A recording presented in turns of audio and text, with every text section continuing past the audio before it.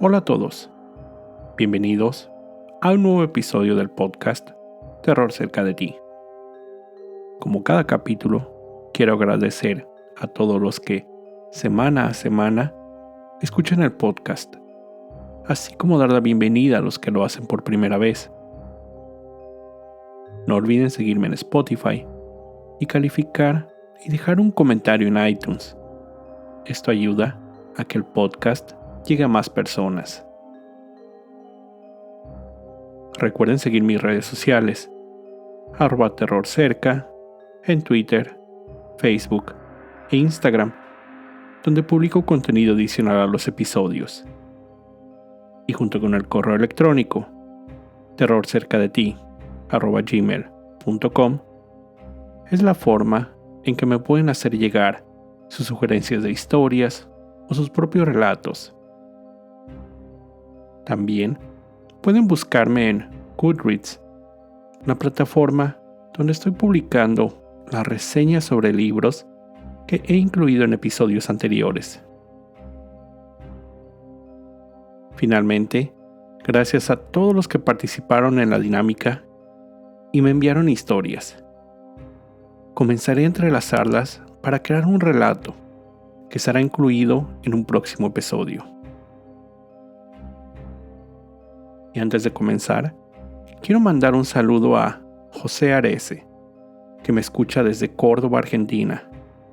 José, un saludo hasta allá. Esta es la historia de esta semana. Larry Eyler nació el 21 de diciembre de 1952 en Crawfordsville, Indiana. Era el menor de 4 hermanos, nacidos de un matrimonio con problemas.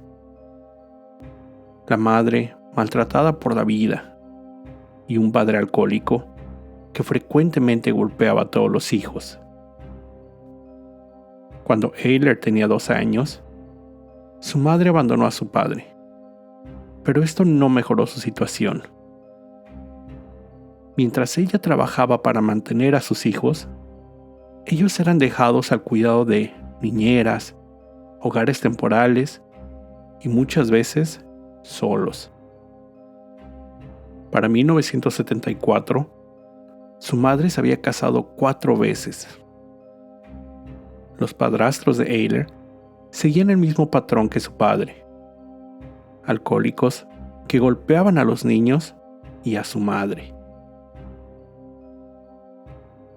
En la escuela, Larry era un activo deportista, pero esto no lo salvaba del maltrato de sus compañeros, quienes se burlaban de la situación económica de su familia y que su madre nunca estaba presente en los eventos escolares. Su hermana Teresa se volvió su mejor confidente. También, durante la época escolar, Eyler se dio cuenta que era gay, hecho que lo confundió y le impidió desarrollar amistades. Sin terminar la preparatoria, comenzó a desempeñarse en una serie de trabajos informales, en una tienda de zapatos, una licorería. Mientras hacía esto, obtuvo su certificado de equivalencia de preparatoria, con lo que después tomó un empleo en el Hospital General del Condado de Marion. En sus noches libres, frecuentaba los bares gay de la ciudad de Indianápolis, con lo que, poco a poco, comenzó a formar parte de la comunidad y, por primera vez, a hacer amigos. Después, formó parte de un grupo de hombres con fetiches por la ropa de piel. La mayoría de sus amigos y gente que lo conocía lo describían como un tipo de actitud relajada, que le gustaba el fisicoculturismo y con una estrecha relación con su madre y hermana. En algún momento inició una relación con Robert Little, un profesor de 38 años de la Universidad de Indiana, y se mudó a vivir con él. Aunque esta relación fue más del tipo platónica, ya que Larry veía a Robert más como un padre. Cuando los dos salían a bares, Ayler se encargaba de iniciar las conversaciones y convencer a hombres para ir a la casa de Little y que ahí tuvieran relaciones sexuales con los dos. Pero aquellos que llegaron a tener algún encuentro íntimo con Ayler comentaron que él era un hombre diferente en la intimidad, que debajo de esa actitud relajada que todos veían, frecuentemente se tornaba violento en la habitación. Ahorcaba, golpeaba o incluso realizaba algunas heridas con cuchillo en el abdomen de sus parejas.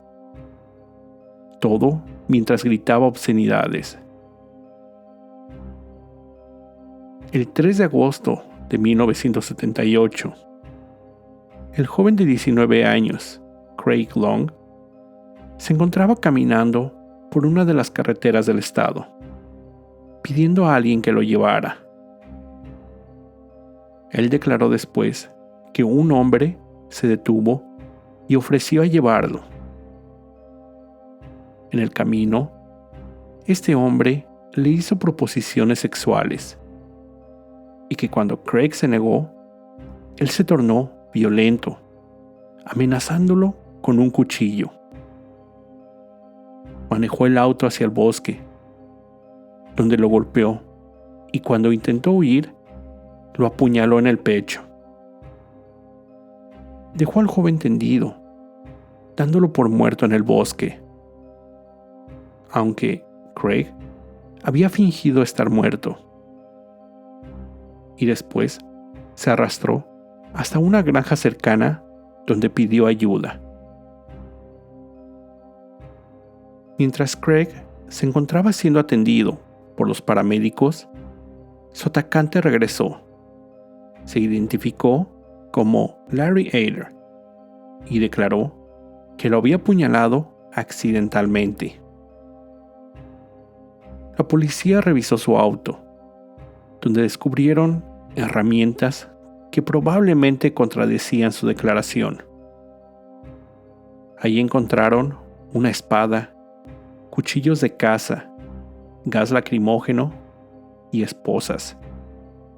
Fue detenido. Con la evidencia encontrada, Larry Ayler fue acusado del crimen y el juez determinó una fianza de $10,000. Con el paso de los años, las relaciones interpersonales de Ayler habían mejorado, llegando a ser apreciado por sus compañeros y entablando algunas amistades.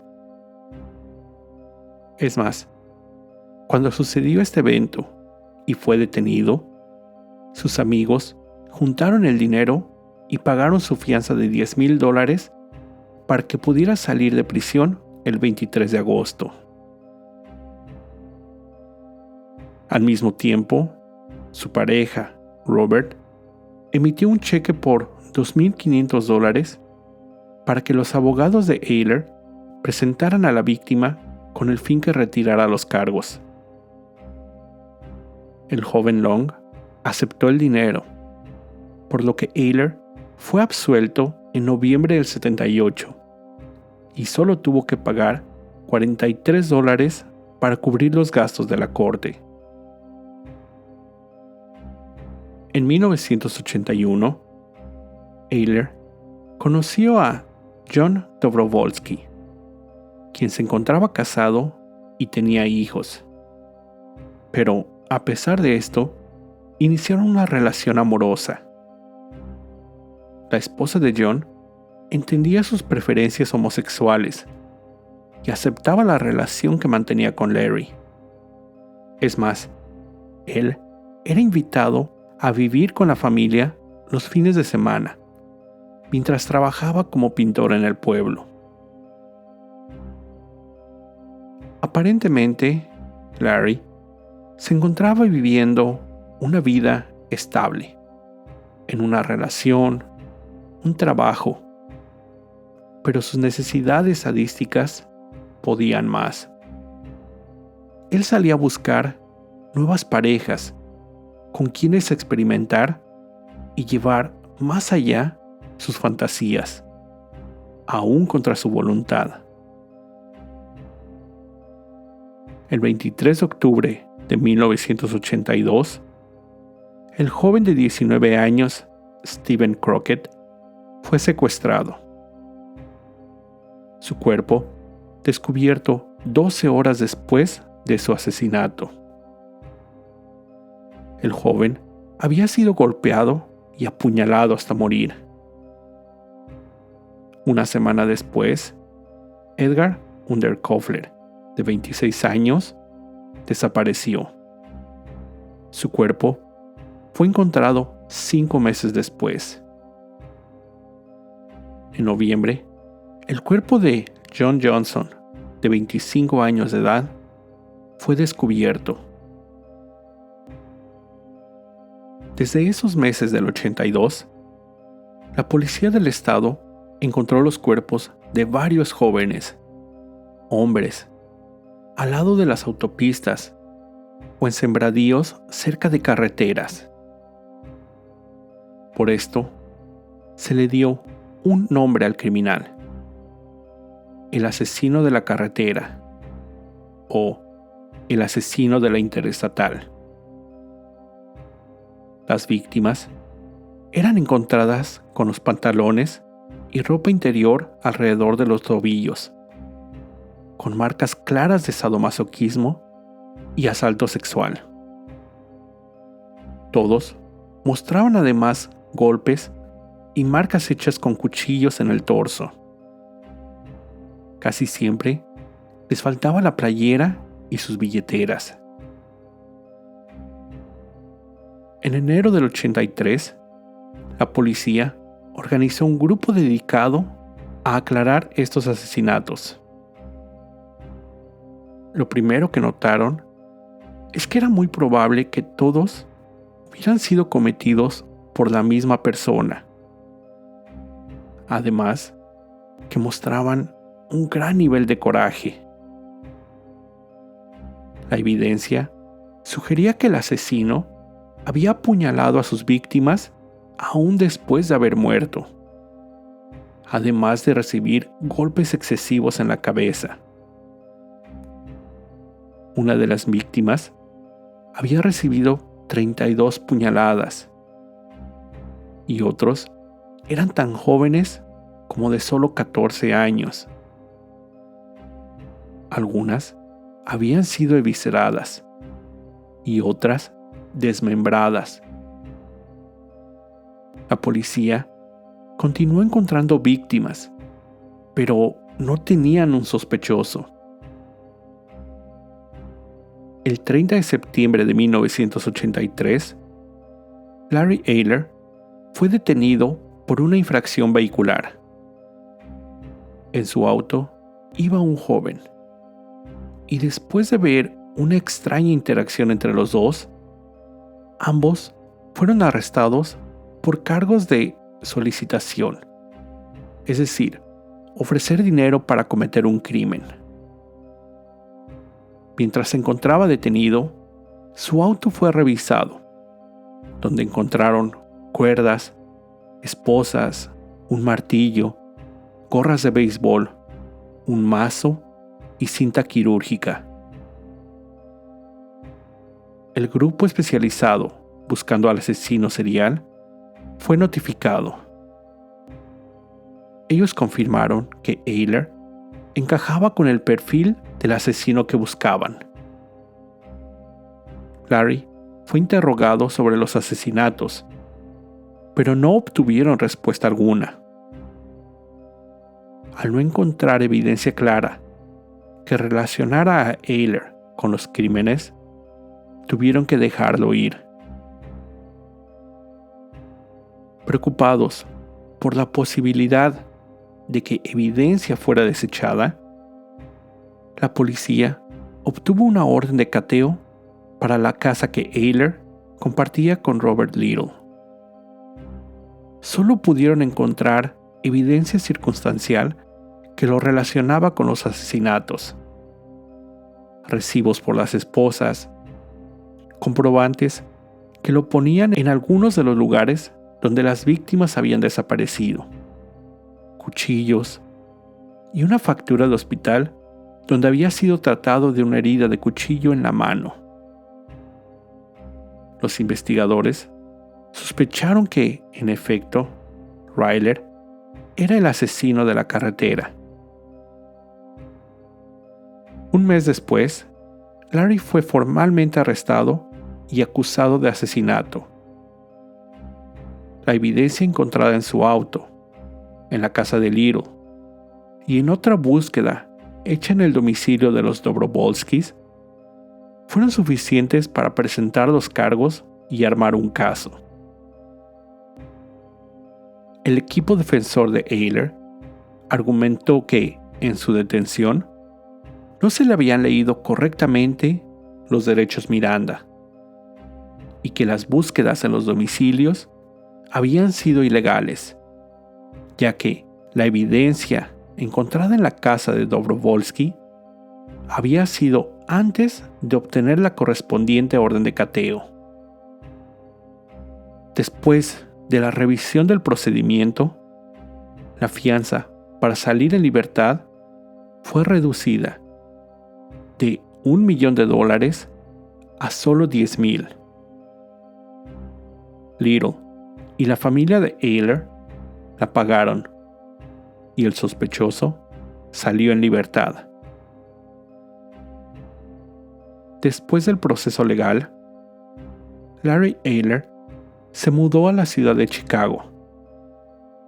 Pero el 21 de agosto del 84, un conserje del edificio donde vivía encontró una bolsa de basura con restos humanos. Los restos pertenecían al joven de 16 años, Daniel Bridges, quien se dedicaba a la prostitución desde los 12 años. El cuerpo mostraba señas de golpes, tortura y heridas de cuchillo que habían causado su muerte.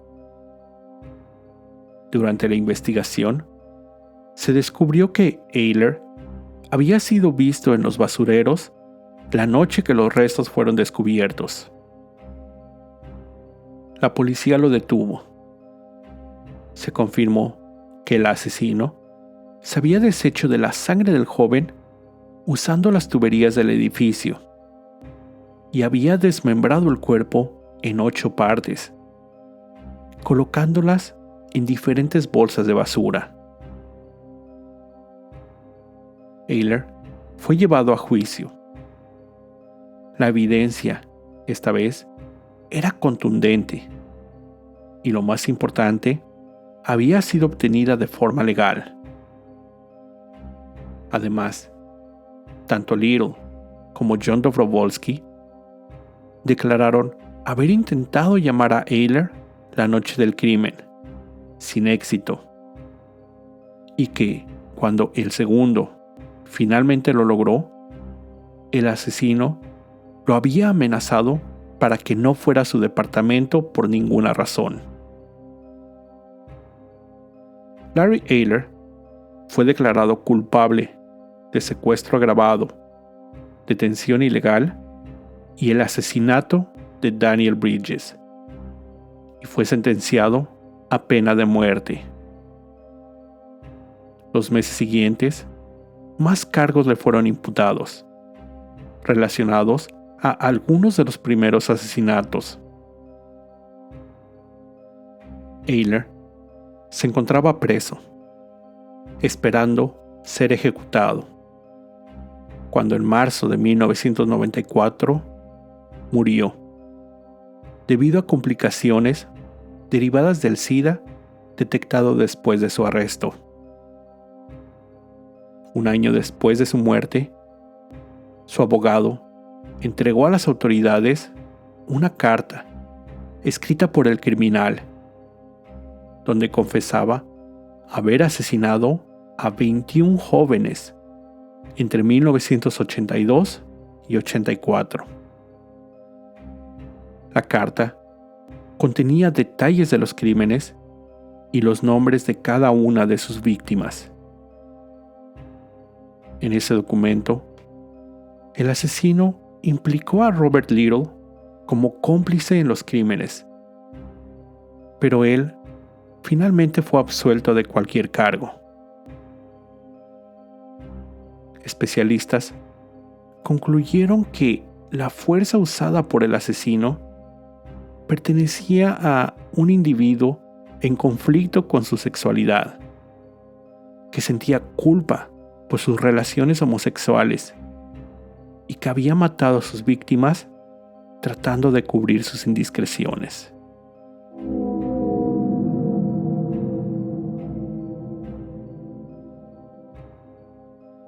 Antes de terminar con el episodio de esta semana, quiero contarles sobre una película que recién vi. La cinta del 2021, Hypnotic, original de Netflix.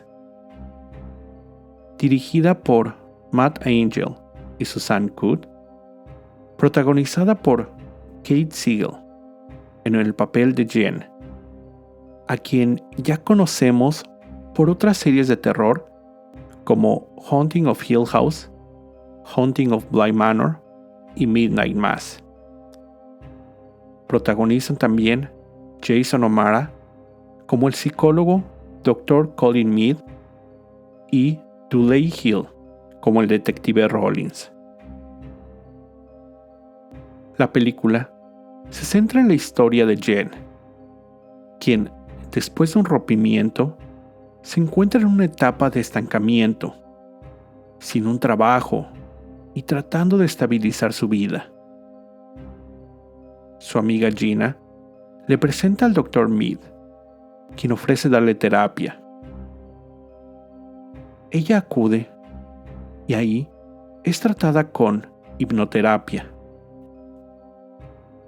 Después de la sesión, Jen comienza a sentir que perdió el sentido del tiempo. Un poco dudosa por los procedimientos del doctor, investiga sobre pacientes anteriores, por lo que se encuentra con el detective Rollins, quien comparte sus sospechas. Después de esto, comienza su pesadilla. Esta cinta, para mí, parte de una buena idea, que podía haber sido usada en diferentes escenarios. Sin embargo, se quedó con una historia muy plana, lineal y previsible. Las críticas y comentarios fueron malos en su mayoría, algo en lo que yo coincido.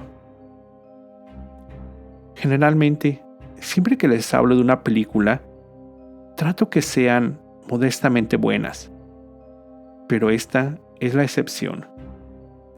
No es una película que yo recomendaría vieran, pero también, como siempre les digo, ustedes son los mejores jueces. Si no tienen nada mejor que hacer, vean Hypnotic en Netflix, aunque no esperen mucho. Con esto llego al final de este episodio. Como siempre, te recuerdo estar alerta de todo lo que pasa a tu alrededor, ya que el terror está donde menos te lo esperas. El terror está cerca de ti. Cuando el miedo se convierte en terror, hay una historia que contar.